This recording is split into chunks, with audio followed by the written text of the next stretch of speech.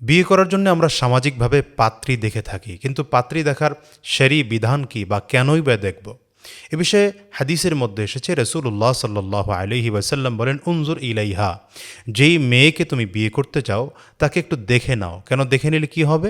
ফাইন্নাহু আহরা আইয়ুদামা বাইনাকুমা, তাহলে তোমাদের মধ্যে ভালোবাসা এবং সম্পর্কটা আরও গাঢ় হবে বা মজবুত হবে। কিন্তু আমাদের সমাজে যেটা দেখা যায় সেটা হচ্ছে, পাত্র শুধু পাত্রীকে দেখে না, বিশাল এক ফরিক নিয়ে যায়, এবং সাথে সাথে এটাও হয় যে ছেলের দুলাভাই দেখতে যাবে, ছেলের ছোট ভাই দেখতে যাবে, ছেলের বড় ভাই দেখতে যাবে, ছেলের বাবা দেখতে যাবে, যেটা ইসলামে সম্পূর্ণ নিষেধ করা হয়েছে। পাত্রীকে শুধুমাত্র পুরুষদের মধ্যে দেখার অনুমতি একমাত্র ছেলের বা পাত্রের। সর্বোচ্চ এর পাশাপাশি যেটার অনুমতি আছে সেটা হচ্ছে চেহারা দেখবে, হাতের খোলা জায়গাটুকু দেখবে, পা দেখবে, আর এর চেয়ে বেশি যদি হয় সেটা হচ্ছে এমন কোনো জায়গায় যেখান থেকে হয়তো আওয়াজ শোনা যায় না, দুজনের যদি কথাবার্তা বলার প্রয়োজন হয়, কথাবার্তাটুকু বলার অনুমতি আছে, কিন্তু সেটাও নির্জনে নয়।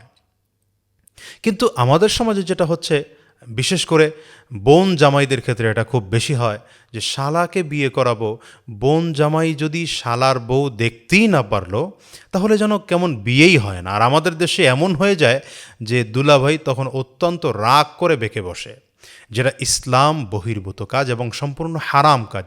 আপনি জানেন যে ছেলের বউকে দেখতে যাওয়া, যেই ছেলের বউয়ের সাথে এখনও ছেলের বিয়ে হয়নি, এই প্রস্তাবিত মেয়েকে ছেলের বাবা দেখবে, এটা পর্যন্ত ইসলামে নিষেধ করা হয়েছে। এজন্য আমার পরামর্শ থাকবে, পাত্রী দেখবেন, এটা ইসলামে অনুমতি আছে।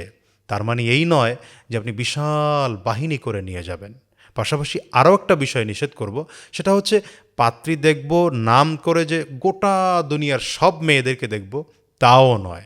বরঞ্চ উচিত হচ্ছে আপনি প্রথমে মেয়ের আত্মীয় স্বজনের খোঁজ খবর নিন, যে আপনার আত্মীয় স্বজনের সাথে বা আপনার বংশের সাথে বা আপনার সম্পদের সাথে, আপনার সম্মানের সাথে এই পরিবারটা যায় কিনা, এটা প্রথম খোঁজ খবর নিন।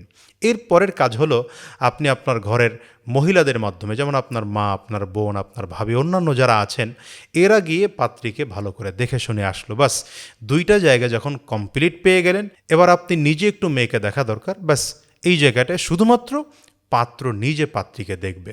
বাস, তিনটা জিনিস কমপ্লিট হয়ে গেল, আপনি বিয়ে করে ফেলেন।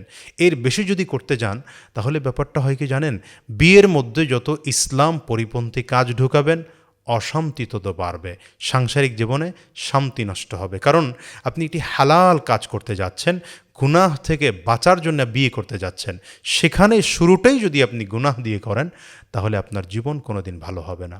এজন্যে পাত্রী দেখার নাম করে যেন গুনাহের কাজ না করি এবং অশ্লীল কাজ না করি, এবং পাত্রী দেখতে গিয়ে এলাকার সব মেয়েদেরকে দেখলাম আর প্রত্যেককে 500-1000 টাকা করে দিয়ে আসলাম, এই জাতীয় গর্হিত কাজ থেকে আমরা বিরত থাকি।